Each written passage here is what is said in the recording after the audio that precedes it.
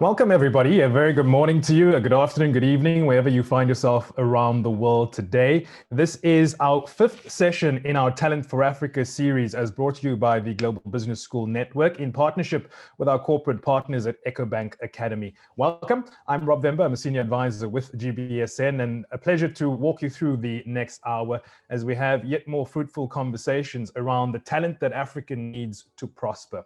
Just a little bit of brief background and history, and if this is the fifth time that you've joined us for this particular series or you've heard this before, you'll indulge me for about 60 seconds on this.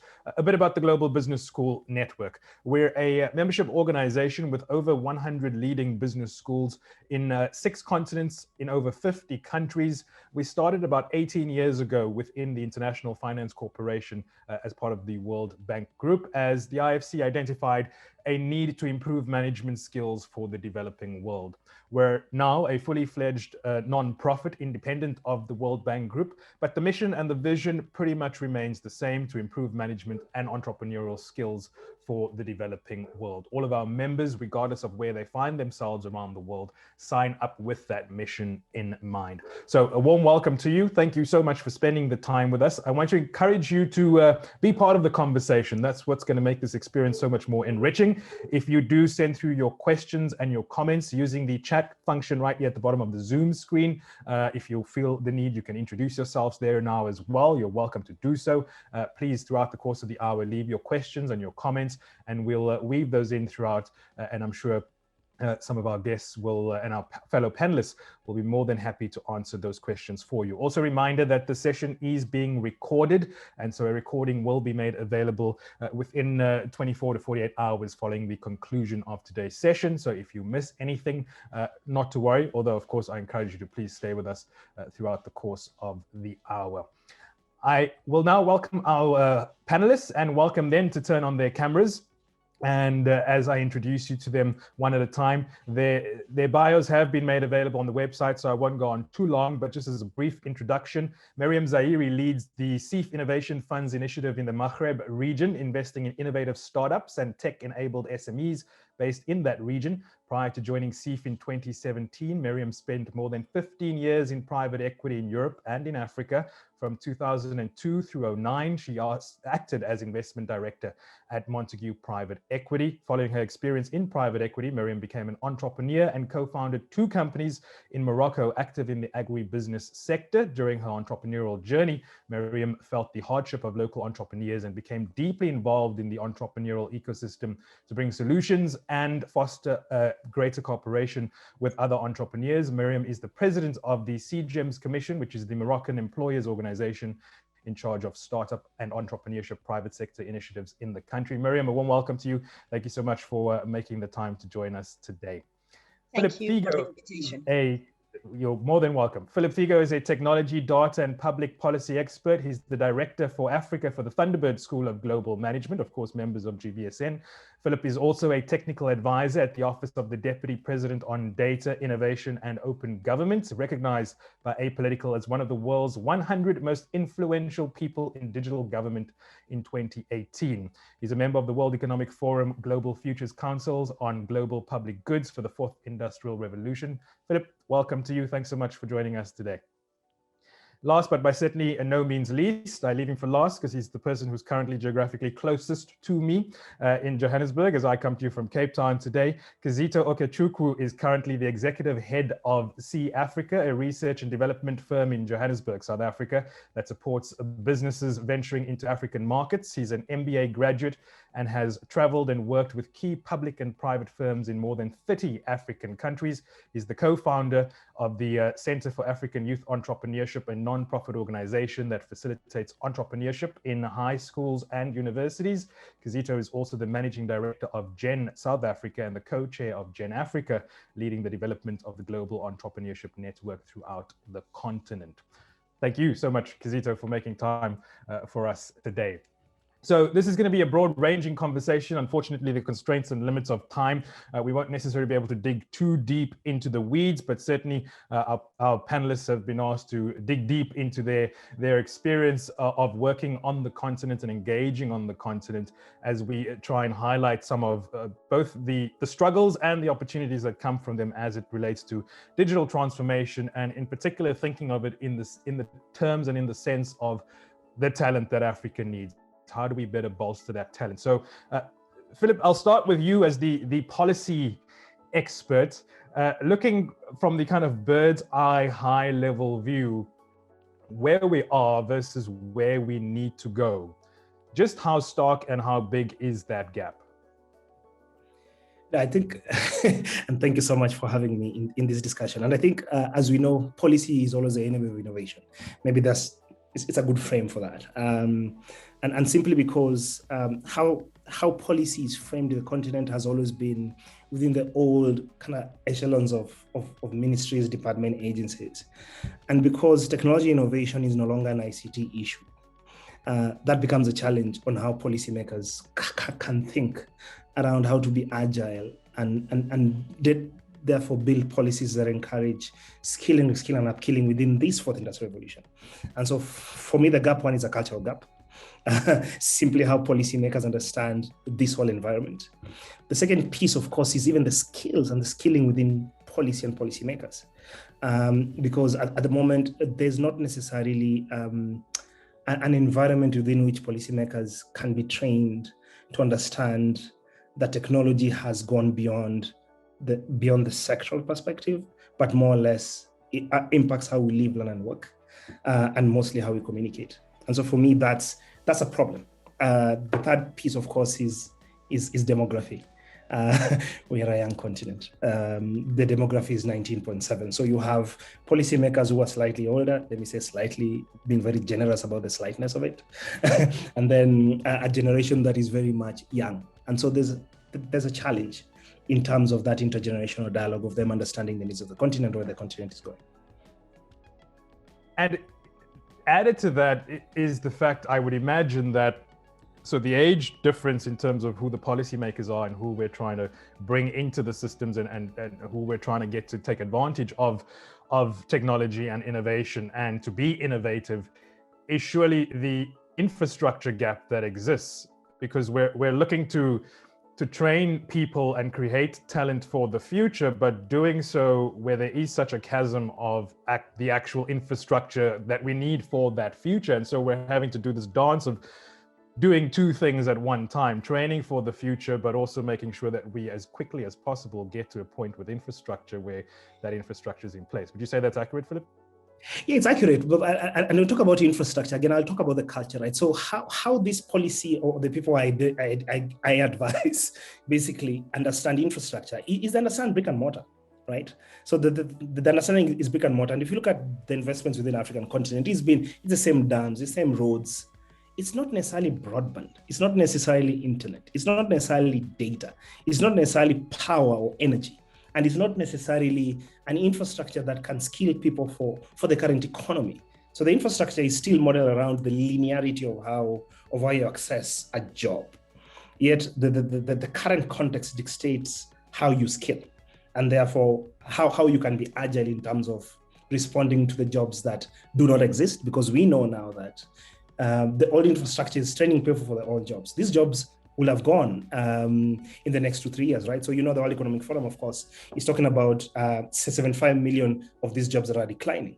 The current infrastructure is about training accountants, administrators, business analysts. Yet jobs of the future are data analysts, AI, machine learning specialists. The current infrastructure is not producing those types of skills, and those are the jobs and those are the skills that we need.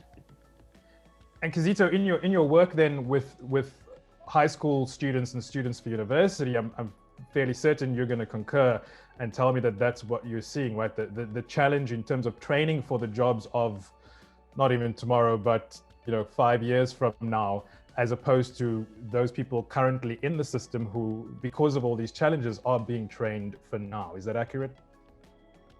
And how do you then overcome that when you're working with these students who are currently in a system of higher education or even at a high school level? Yeah, thanks, Rob, and thanks to the listeners. I think the challenge we face on the continent is that we have 80% of our labor force that are between 15 and 24 years old. And these 80% also do not have the required skills to meet the demands in the market.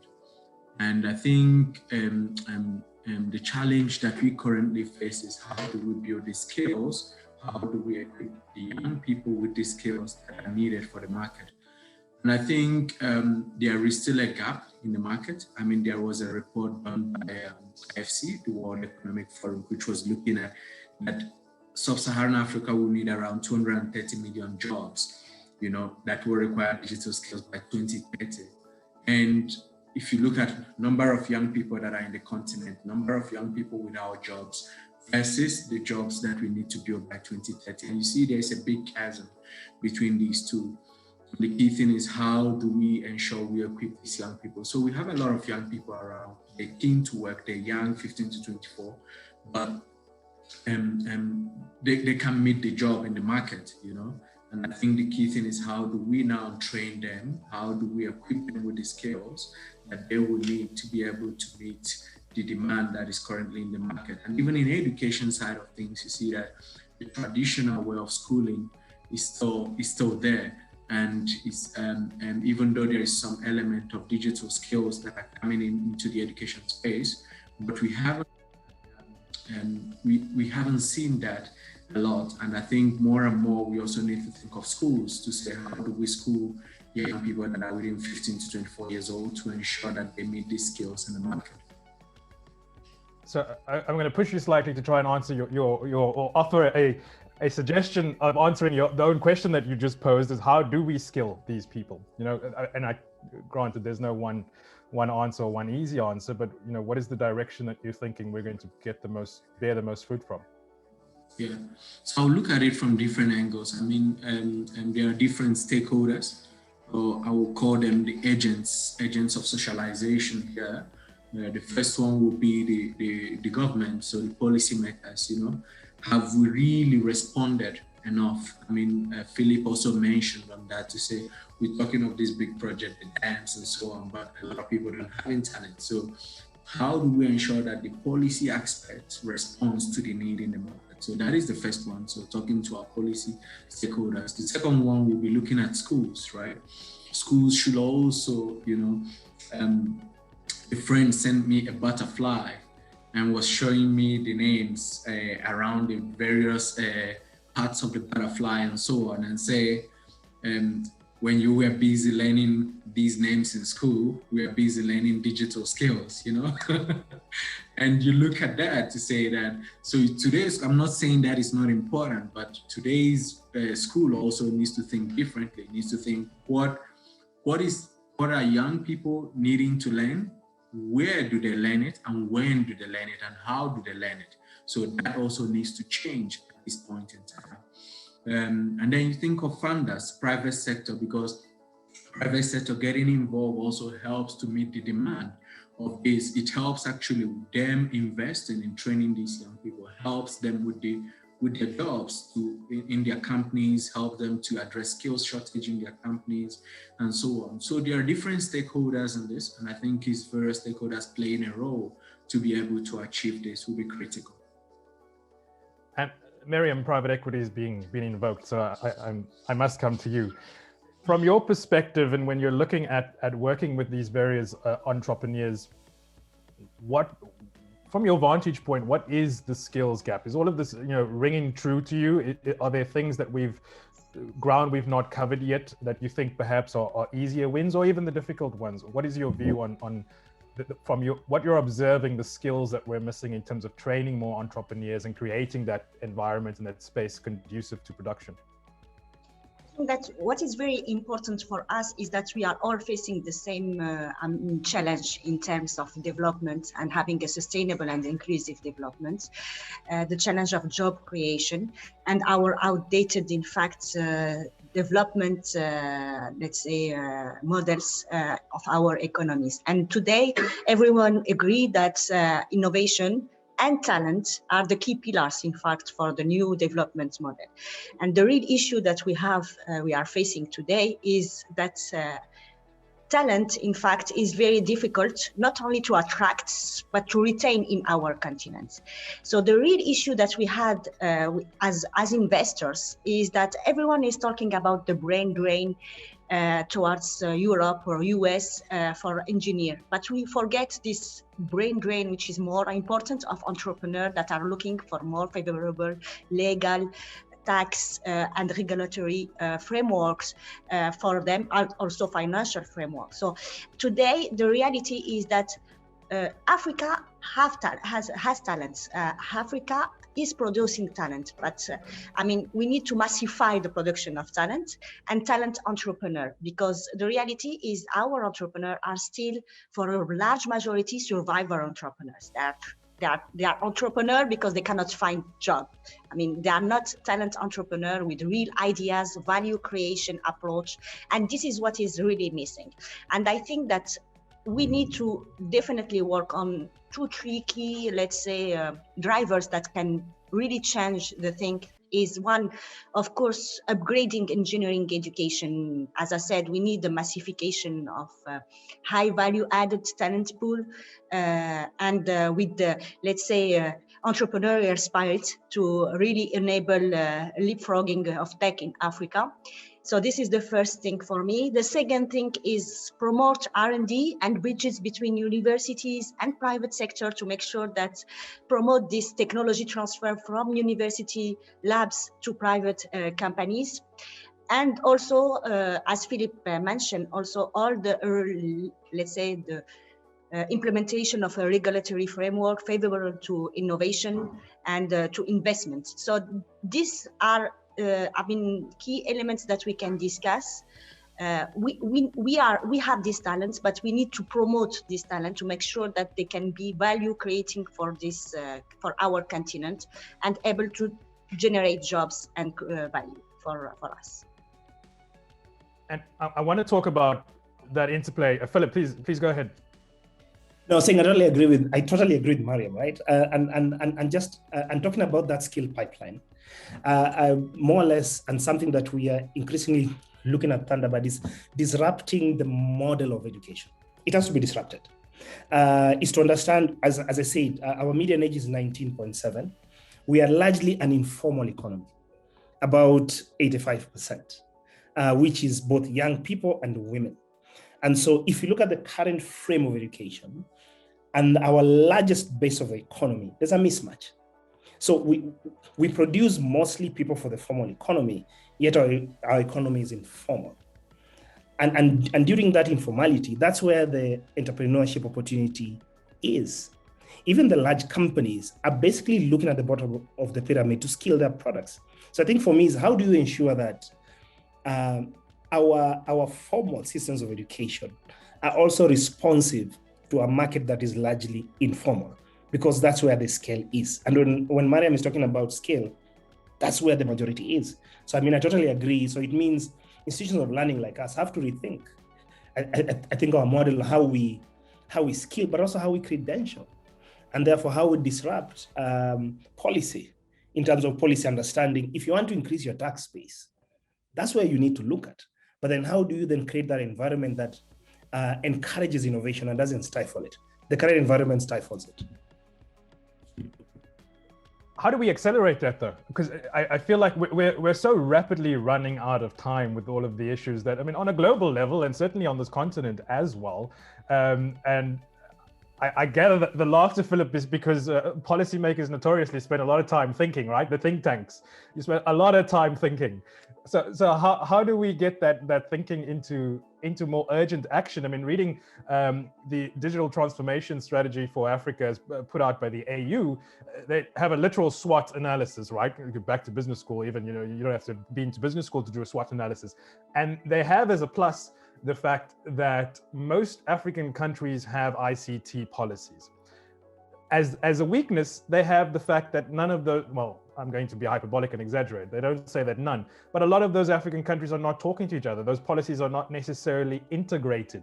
So great to have a perfect framework within your own country and perhaps even region at a push, but it's not been integrated. And so the same goes for business schools, for educational institutions. When these policies are created, are we really fostering the environment for cooperation? I can jump onto that if that's coming to me. So I think a couple of things. One is that, and this is perhaps I say it is a blessing and a curse. I've advised at the Africa Union, but also I've advised at national level. So the problem is a lot of these policies are not homegrown. Let's just be very clear. And we know context eats strategy for breakfast. That's something that we all know, right? So we need to, yes, look at the global of where we're going, but then be very realistic in terms of developing environments that are very context specific and work for us.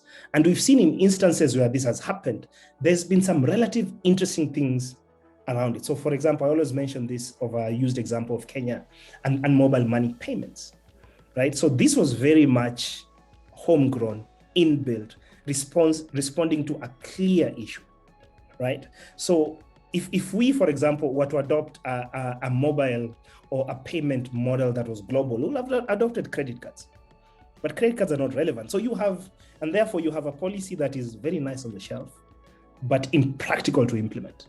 So my sense, and this is what I continuously advise, is can you develop a technology, not an ICT policy, a technology policy that is overarching and that is responsive to your context. And that is then you can still modernize. You really don't have to westernize. And this is why I see schools, business schools coming in to say, listen, how do we co-create this with government? And that's a big word that I continuously use many times. A think tank can do it, but it's different when an institution of learning is doing it. But then collaborating with industry that is driving and leading this revolution. And therefore then finding out how policies then ensure inclusivity. This is how you scale. Right now, we do things in our own little cocoons. And Kizito, I'd like you to pick up on there as a MBA, business school graduate, and versus what you're seeing in the real world, working with students in these various entrepreneurship ventures. Have you been able to find a path to greater scaling, taking knowledge and the knowledge that is necessary to the people and the students that you work with? Usually I don't say it loud that I have an MBA. I think over the years it's just become one of those things, but I shouldn't take away the hard work of the lecturers, of the teachers, of my peers, and the brainstorming exchanges that we had. And I think over the years also, what I currently see, or what looking back in hindsight, you see that a lot of the learnings that we did then, is it relevant for today? Is it relevant for what I do every day today? I'm not sure. I think I gain more knowledge by talking to my peers, by having those sessions where we brainstorm, where we solve challenges and so on. But in classroom learning, I would say that I gained little to none in those processes. I think I did it to pass my exams and so on. But the more learning came from engaging various colleagues in class and brainstorming on issue and solving certain challenges, which was still part of the curriculum, part of the models in the MBA. So it was still necessary. But the key thing now will be, like Philip is saying, how do we ensure that today's education look at homegrown solutions for the country, for the community that you're in, homegrown solution that also addresses issues in the industry, in the country you're in, And I think the same thing I will even bring in, like I wrote a piece, I think 3 weeks ago, based on the appointment of the World Trade Organization director. And I was saying the Africa Free Continental Free Trade also needs to look at how will it work and how will it ensure that Africa integrates, let's talk just fiscal policies, for instance.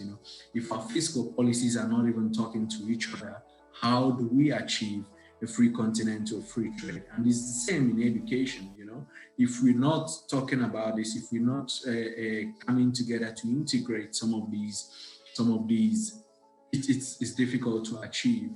So I think the scaling aspects and building homegrown solutions is very important, even in education, especially in education, and ensuring that young people have those required skills for the market. I want to just acknowledge, there was a comment that came in from Anna, who says, good morning, everyone, regarding education. I think informal education through radio, as it used to be in Africa, could help as well. First of all, to change the mindset. In many parts of Africa, still parents cannot afford to send kids to school, and also child work is still the issue. Thanks so much, Anna, for that comment. Radio is certainly close to my heart. And to that point, I read a statistic that suggested 300 million Africans stay 50 kilometers and more away from any kind of internet broadband connection. So perhaps it is looking at some of the old ways of doing things in terms of transferring and relaying information. But Miriam, I know you do a lot of work in agriculture in particular, and that's certainly one area in which Africa should be leading, has the opportunity to lead. What are our biggest opportunities in that sector, and where should we be better perhaps focusing our energies from an education point of view to really take advantage of agri-tech? Yes, I can share with you a very interesting investment that we have in our portfolio here in Morocco. It's agri-tech dedicated to Africa. In fact, they are using satellite images to improve, in fact, the use of water, fertilizer, and improve also the profitability and the return of the agriculture business. And what we can see is that it is something that is, it's something that is very interesting. Usually the way we look at technology and innovation is that we still continue to try to import, in fact, Western, technologies which are, let's say, 5 to 10 years now, old technologies to Africa, and it doesn't fit at all our context. And the reality is that we need African technologies that fit completely the reality of our field. And this example is a great example because they are active in Morocco, in Tunisia, in Ethiopia, in Rwanda, in Senegal. So they can apply. And their real way of thinking and approach of the field is that they are, let's say, African compliant in their approach and technology, and using exactly the infrastructure, with the limitation of this infrastructure, digital infrastructure that we are talking about, but trying with this, in fact, they are able to find some, productivity pools and productivity pockets for our agriculture. And what we are looking with them is that what we need is we put them in contact with major, agriculture ministries, both in Morocco, but also in other regions in Africa, to make sure that we can have access to this kind of technologies. It's not, in terms of price, expensive technologies, but it's really game changers for agriculture and even small farmers. And this is very important for us, how we can, using this talent, because they are both of them two co-founders, 30 years old, educated in Europe. They have finally, I'm happy to have, they have African funding rather than European and US funding, but it was a competitive and tough competition to get them on the board. But today they are happy to have, an African investors targeting African markets and using, in fact, this technology for impact in terms of communities. So I think that not only in agri-tech, we can find exactly the same in fintech. For example, I think that we have a lot of things to do around fintech for more inclusion. And Africa can be a really, an example and reference in terms of fintech. And every day I'm seeing a lot of innovation around this. And once again, it's not a copy-paste of what has been done 5 or 10 years ago, but it's really our own DNA. And this is the most important thing. And if you can see on our portfolio and the companies that we are looking on, right now, it's exactly the same. So, maybe one thing that is very important for entrepreneurship, and I want to add something on this, because when you look to the entrepreneur, we need to hear our entrepreneurs, and what they have, their pain points, call it this way, is access to markets, access to talents, and access to financing. So 3 key things that they always saying. I will add something that they are not completely aware, is really access to training, because I mean, we didn't train today in our education system entrepreneur. We train someone who will go to informal economy, or who will go to a salary job being an employee, but with not this entrepreneurial spirit. And this is very, very important for us, just to change our economies and make sure that this innovation and this entrepreneur can really contribute to our development. And where, Miriam, are you finding, if it is, one specific sector more than others, where you're finding people willing to train, whether it's mentors or when you're interacting with these various governments, are people being as receptive as they should be? Yes, definitely. In fact, to be honest, today everyone understands that entrepreneurship and value creation from this entrepreneurship is key it's a survival issue for all our economies, just to make things clear. When you look at all the young people arriving to the market, job market every year, with what our economies are able to create in terms of job, I mean, the gap is huge. So you need definitely to change the mindset and the way you are approaching all our development issue. And in fact, on this, when we invest in these talents, what is important, we find these talents. I mean, we have this talent either locally or the diaspora. We have a fantastic pool of talented entrepreneurs in the diaspora. If we are able just to attract part of them, to make sure that they can create or generate even a minor part of their value creation in our continent, and to be part of their fantastic journey, it will be great for our continent. And this is exactly what we are doing. But what is very important is the way we invest is completely different from what will be the case in US or in Europe. Because in fact, just forget this Silicon Valley style of investment, because it's not true. It doesn't fit well again with our economies. The reality is that our entrepreneurs need active investors who are able to network, for them to open doors, but also to lobby. And it's very, very important in terms of regulation to make sure that they have the right contacts at the public levels, and making sure that their voice are heard. And they need access to expertise, technical assistance, instruments, non-dilutive instruments, some grants. This is very, very important, and to create this ecosystem. So our job is, I mean, we can call this VC, but for me, it's African VC. It's completely different from the rest of the VC.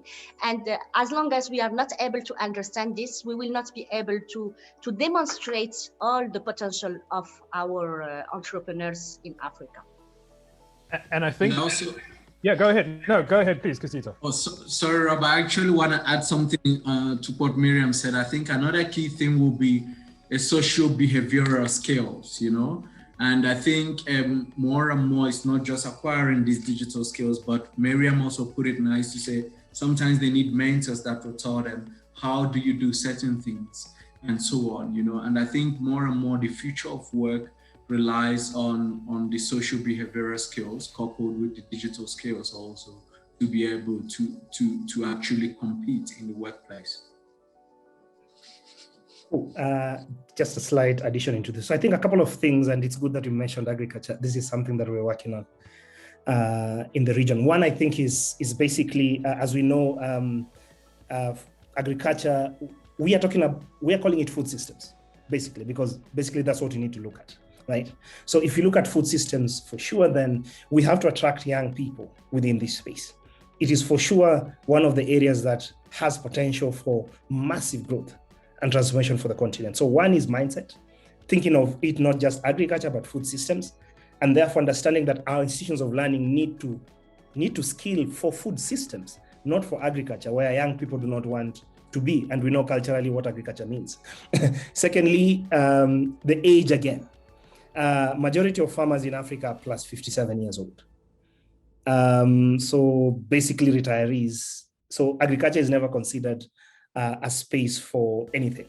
So basically is how do we then co-create this intergenerational dialogue? Yes, as much as we have older people being farmers because they own land, you still have young people who can fit or can modernize food systems, also plug in whether it's inputs, bring in technology innovation, like Miriam has mentioned, issue of satellite data. They can use their smartphones quickly to, for example, plug in this gap of extension, reduce risk, create insurance issues. The third bit, even beyond skill and upskilling, we know for sure the challenge of the continent is a lot of these entrepreneurs do not have credentials. They don't have it. They don't have university degrees. A lot of them are just bootstrapping. So how do we ensure that we eliminate that barrier and create avenues within which you can stack credentials so that we can make them attractive to people like Miriam, right? Because at some point, we need a different form of investment. Increasingly in our region, we're calling it patient capital. It needs to be patient because our innovators, as much as possible, are solving problems. These are not vanity. We're not trying to go to the moon. We are trying to feed people. We are trying, and this is the difference in Africa of what people are seeing. So it may not necessarily be profitable in the short run, but with patient capital, it will be profitable in the long run. We need people who are staying, not touch and goes. I mean, there's so much to pick up on there, but Miriam, I want to pick up on the credential nature of things. When you're looking from your vantage point, how much does the credential, the piece of paper, matter when individuals come to you with their ideas and their plans and their innovations? We are investors in what we call pre-Series A, Series A in here. So our tickets are large tickets. But we are extremely involved in everything related to the seed and pre-seed parts because it's our future pipeline. So we are trying to upgrade this pool of entrepreneurs to make sure that they are eligible for our investment in the coming day. But if you can look at our entrepreneur, we are after 2 years of investment in Morocco for us for innovation, what is very important to keep in mind is that we have some common patterns between these entrepreneurs. We have sophisticated entrepreneur, extremely well educated. I mean, it's an elite, just to make things clear. But what we are waiting for from this elite, I mean, they have extremely strong education background in Western universities and very elite universities. But the thing which is very important is that when we invest, in fact, in these startups and these entrepreneurs, they bring and upgrade with them their own ecosystem with upgrading other entrepreneurs that are probably less sophisticated in terms of education than the one we are invest directly. So it's indirect impact on this population. And I agree with you, Philip. The real issue today is that to have these people, these entrepreneurs, who are, let's say, the large and the majority of entrepreneurs being able to access to this kind of financing, because it's not just financing. It's support, it's expertise, it's really upgrading this entrepreneur.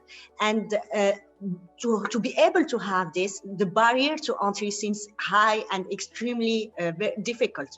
We have screened more than 700 opportunities to invest in 6. I mean, it gives you how demanding in terms of criteria we are. But keep in mind that it's not just this, but you are creating some models. You are creating some success stories, hopefully, that can inspire others and make sure that entrepreneurship is not just the plan B because I didn't find a job, but really a real plan B and the life project. And this is completely different. And because we are starting, to be honest, from almost zero. So we can just improve our situation. This is the good news. But let's make sure that our job is going to the right direction. And this is I think, the most important thing for us and for our entrepreneur. So Philip, sorry, my 100% of my entrepreneur in the portfolio are extremely well educated, all with exceptional credentials. But I mean, this is the, I mean, we should start somewhere. We should start somewhere. Yeah, and that's the point, right? Because if you look at what Rob was saying is, how do we scale, right? How do we create the numbers? And so I think for me, yes, we need the unicorns, because we need the trailblazers, because Africa is not homogeneous, one, but also the sectors are many. So we need those stars. But at the same time, we need to create a pipeline for the masses. I think for me, that's now where then, how do we as basically integrators, because I see people like us, business schools and institutions of learning as integrators, because we can create that neutral platform that creates reason and logic. Because for me, you can only do so far, and God bless, Miriam, you're trying, right? You still need people who believe and can take the risk, but then you still need public policy to also think of how they can invest this, how they can realign their resources. And that's something we're cracking our heads around, because ultimately, the only institution that has potential to scale, let's be honest, in Africa is government. So then how do we leverage on that, collaborating with the people like you to be able to unlock those massive potentials? It has to be a co-creation. I agree 100%. And it's a real frustration for me not being able to invest in the whole 700 companies and entrepreneurs that I haven't seen. But the other way to do it, because we still fund, investment fund, and we have investors, and we need to have returns and high return that they are expecting. So they continue to invest in the continent and innovation. But the other way that we can act, and you are completely right, is through, let's say, my participation at the private sector representative CGM. And what we built over the last, let's say, 4 years is a very interesting approach, which is an initiative of the private sector. We call this Académie des Entrepreneurs, Entrepreneur Academy, Entrepreneurship Academy, which is in fact a digital as well as physical academy, bringing 4 main things to entrepreneur, wherever the level of sophistication and maturity of this entrepreneur, even whatever the language, whether it is Arabic or French or even English. But 4 key services that is very important, and the digital version will be available in the coming months. One is information. In fact, the entrepreneur have no access to information, and it's very important. They don't have access to the instruments available to help them, or even, all the programs available and actors of the ecosystem that can be really enabling this access to innovation, to information, and to massify the information in different kind of content, information, style, format, and this kind of thing. So information. Second thing is training. So training around workshop on specific issues, but also easy training. Expert intervention, whether a podcast or a video or this kind of things so that easy to digest, and where you can upgrade the entrepreneur. The third thing is everything related to support, access to expertise, access to mentor, which is very important. And the last thing is access to market.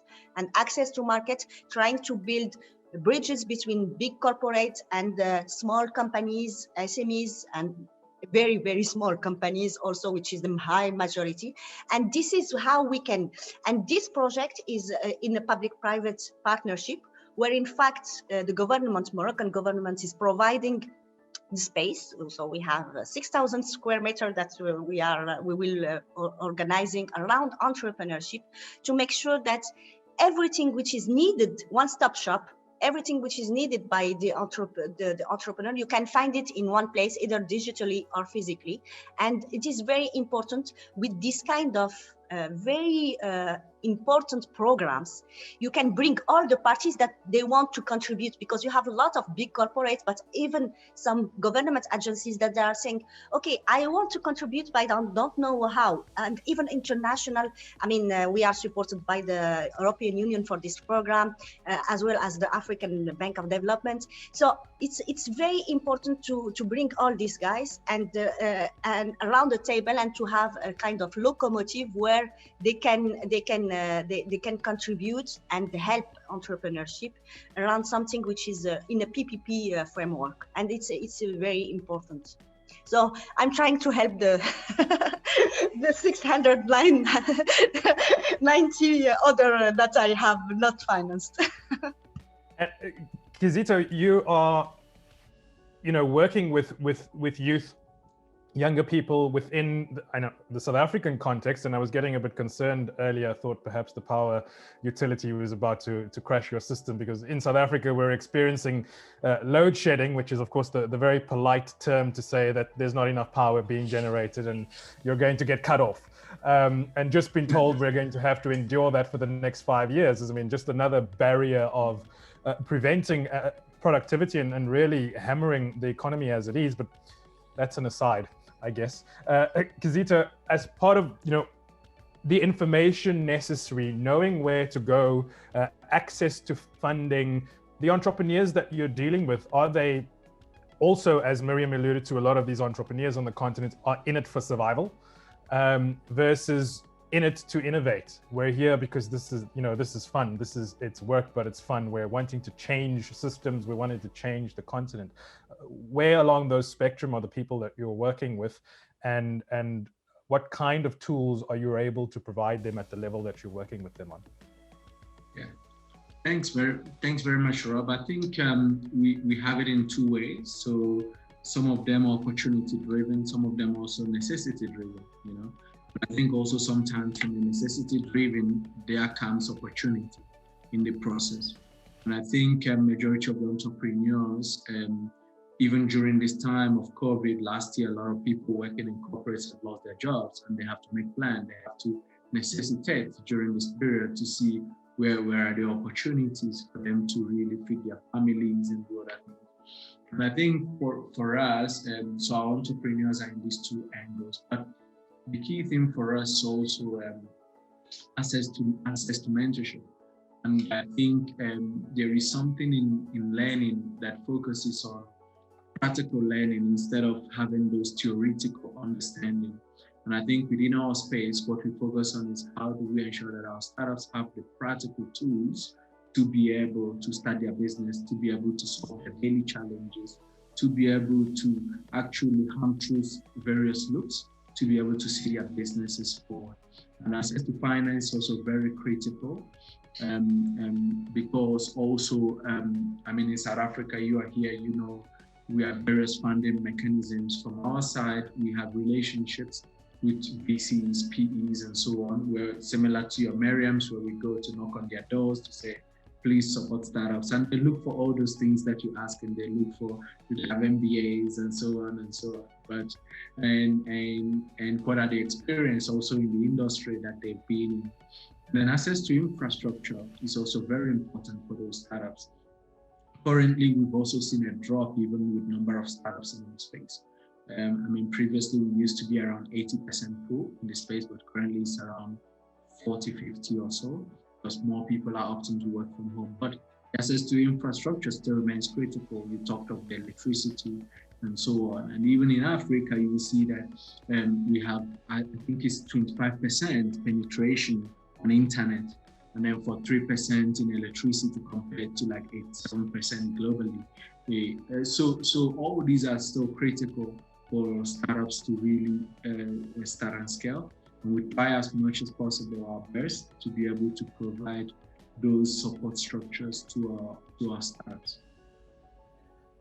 I want to just acknowledge a few. There's so much going on in the chat that I'm not going to be able to keep up. But what I want to say thank you to everyone for posting questions and comments. There's another one from Anna who says, smart specialization policy may be the answer to how to unlock the massive potential of talent across Africa. I recently published challenges of the agribusiness sector in Kenya and opportunities from smart specialization policies. Thanks for that, Anna. And if you have a link to what you've published, you're more than welcome to share that in the chat with us as well.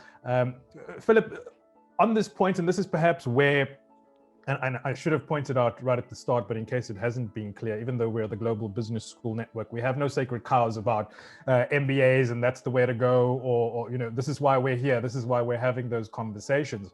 But we're currently, as GBSN, working on a pilot program with one of our other corporate partners in DPDHL, which is looking to pair graduate business school students with entrepreneurs and SMEs on the continent, and creating that kind of mutual environment where the students are learning and hopefully a lot being imparted from the SME and entrepreneur onto the student, but also the student bringing some of their kind of more theoretical learning into that space and creating hopefully what is the perfect kind of gel. So those kind of experiential learning opportunities, surely as business schools on the continent, but even outside of the continent, we should be doing a lot more than we currently are to make sure there's that cross-pollination. So it's not just about bringing someone through the business school process and they go on to be entrepreneurs, but using people who are existing in the informal sector perhaps, and pairing them up with these students who have the privilege, as it currently is, to go to business school. No, I totally agree, and this is something that we've been experimenting at Standard. But the potential, I think, thing that we need to co-create, and this is the thing that I'm thinking through this conversation, is remember no one sector, as Anna mentions in this triple helix approach, right, can develop without the other sectors understanding this new development. We need to think through also how do we, for example, we have these global consulting labs that we actually put, and we've ramped that up for the African continent in terms of trying to get our people to understand working in teams. Entrepreneurs do not necessarily work in teams. So how do we bring in that culture of working in teams? The second piece is how do they build successful businesses? Good to be an entrepreneur, but you need to build a business. And we know the future will be exponential companies, right? Small in number, blue chip companies in output. But then how do we ensure that we can also do the same for public sector? How do we embed the same people from business schools into public sector? Because also we are seeing that public sector also need to be like startups. Let's be honest. African governments don't have a lot of money, but then how do we also begin to think through embedding the same in public sector? So that also the public sector, especially public sector ministries that are responsible for industrialization and where small and medium enterprises are and entrepreneurs are, so that they can understand this. And I think we're doing something like that with the World Economic Forum. I'll post the link. We're ambitious enough to think about 100 million SMEs by 2030. It has to be that number. It can be less. But then also ensure that you're embedding the same logic within public sector, but also within private companies. We realize that companies are not necessarily thinking entrepreneurship, yet they're being disrupted globally.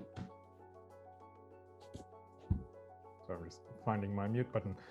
Miriam, there's a question from Gamacharai who says, it's always exciting to note that there are entrepreneurship hubs in African cities that offer one-stop shop services and experiences. Two-part question is, who drove the initiative to set up the hub that you're involved with that you mentioned, and how and where the partners encouraged to sit around the same table? I think that the initiative is the private sector initiative. We come from CGM, which is the private sector representative here in Morocco. And what is very important is to have an anchor partner who is trying to make to create, let's say, a dynamic approach of everything related to this entrepreneurship. And so we bring this project 4 or 5 years ago to the government to have their contribution, which was the case. In fact, they are looking for, let's say, alternative approach of how they can promote entrepreneurship and how they can just also find another way to educate this entrepreneur. So the idea came from the private sector, but it's also important to have other all the other partners, as I said, universities, very important partners, international institutions, extremely important, and government, of course, because I mean, without an efficient legal framework, I mean, there is no need to do anything. So we definitely need finally this legal framework to be able to convert all this initiative into real impact and job creation for our economies. So this is how it comes. So it starts with the concept note of 2 pages, and I spent 1 year explaining all this to everyone, and finally I found someone with who was like, it seems interesting what you are saying, so let's try this. So from this, I think that it's easy to attract people around the subject related to entrepreneurship. What is important is to find alternative and interesting projects that we can support. And so, Rob, actually, go ahead, Kizito. Yeah. Rob, I want to say something, just contributing to what you asked Philip and what Philip also said. Yes. Over 2019, I think we didn't do it well last year because of COVID. But 2019, we started exploring leveraging graduates from business schools. So we started working with Gordon Institute of Business Science, University of Pretoria, leveraging some of their students to come and work with our startups. And the collaboration was really great. We did it twice with some cohorts of startups, and we wanted now to scale it before COVID happened. But one thing we noticed from that arrangement is we developed a model now that's called mentor-driven capital model, where you see all these MBA students, some of them are CEOs in big companies and so on. And we noticed that actually they don't just give knowledge. We also noticed that at some time, there was an exchange of capital within that relationship that was just developed from a school perspective, where they came to meet our startups and work with them. So more and more, I think we also need to think of how could not just the business school, but from a private sector perspective, the senior executives working with startups, hacking challenges, solving those challenges. Because from there is opportunity, there could be opportunity for capital to also flow directly towards the startups, thereby building what could be an angel network also in that process. That's great. Thanks so much for sharing that. And, Gibbs also members of GBSN, so useful to know that more good is being done within the network and the membership. I'm very mindful of time and want to be respectful of everyone's time. So we have about 3 minutes left, and so I want to do a whip around the room and ask each of you. Miriam, I'll start with you. What are you most optimistic about when you think of Africa's talent and the pool of talent that we have access to, and growing that talent for the future of Africa? What makes you most excited, and what are you most optimistic about? Really, hopefully end on an optimistic note. I always said something very important.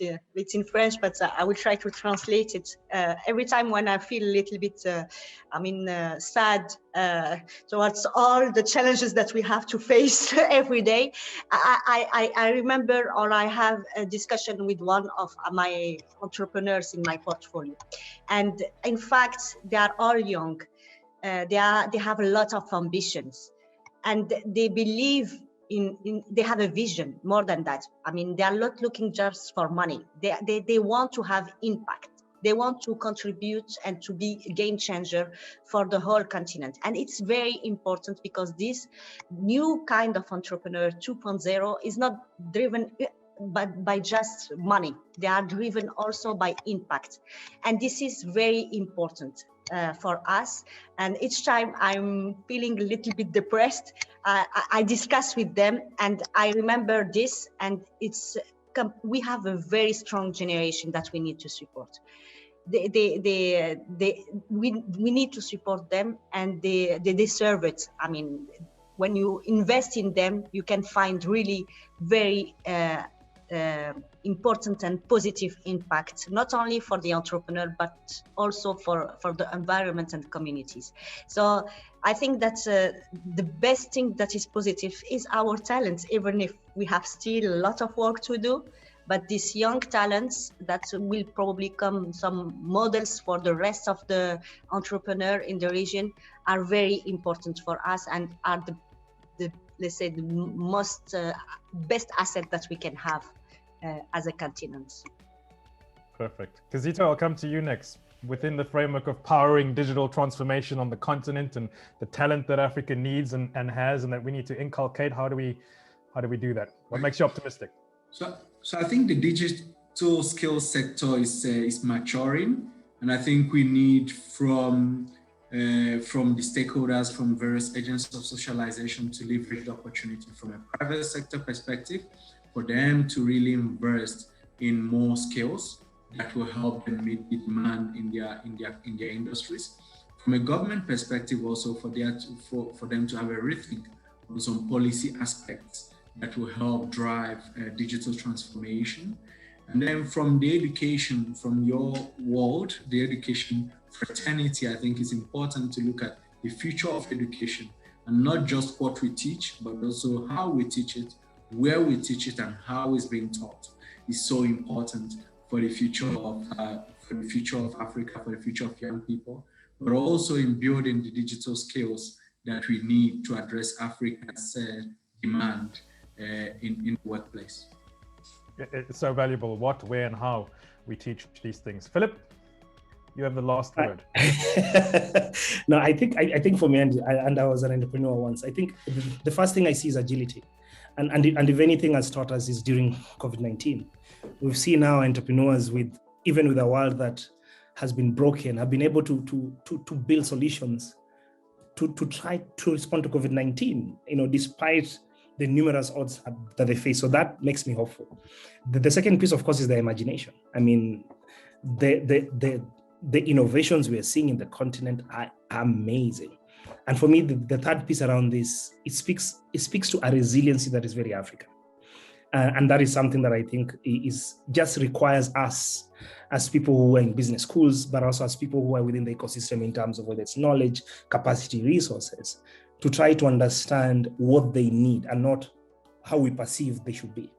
And that for me, I think is where we get it wrong. So how do we build an ecosystem of co-creation that basically understands entrepreneurs, what they need and what they require from us to enable them aspire and be who they are, because I believe our future lies in their hands. Fantastic. I can't thank you all enough for all of your wonderful words and insight. And Miriam has just dropped into the panelist chat and said, the innovation in our continent is not a nice to have, but a must have. And I think that's certainly something we can all concur on.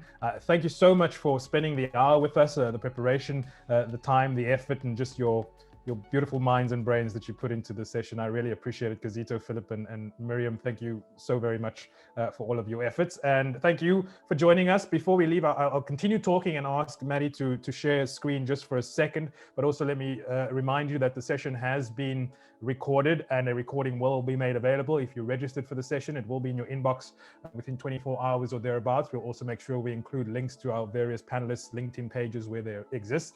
So if you'd like to connect with them on a different platform, by all means, you can do so. I want to point you in the direction of our Africa Business Concept Challenge, sponsored by Stanford Seed, members of GBSN, and of course AACSB, Business Education Connected.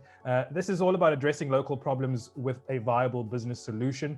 You don't have to belong to a member school of GBSN. You simply need to belong to a business school on the African continent in order to partake in this particular Africa Business Concept Challenge. It's happening on the Peaks platform. Please log on to gbsn.org/Africa Challenge. For more details can be found there. This has been Talent for Africa, our series where we're looking at exactly that. How do we grow the talent pool available in Africa? Thanks, Maddie's just put the link in the chat. And all of the recordings are all already available. The previous 4 sessions are available on our YouTube channel. We'll make sure that we include links to all of those when you receive the communication after the fact. Please do stay safe wherever you are around the world. Enjoy the rest of your morning, afternoon, evening, wherever you find yourself. Take care until next time. Thanks, everyone.